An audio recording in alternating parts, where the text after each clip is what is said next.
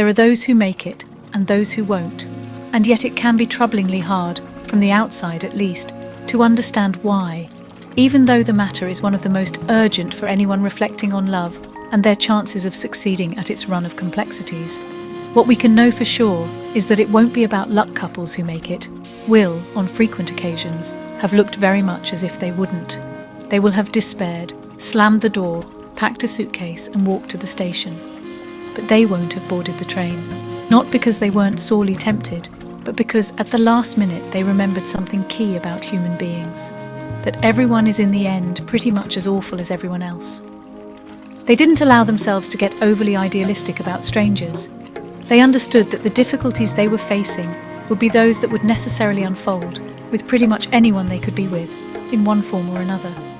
They accepted that we all intrinsically flawed, out of control disturbed creatures, mired in madness, error and confusion, and generally worthy more of compassion than fury.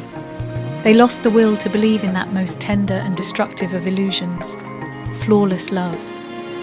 Lovers who wind up sticking around are those who can suppose, after a 3-day-long argument, followed by a week-long sulk, that neither their partner nor they are ultimately especially dreadful, only averagely and typically so.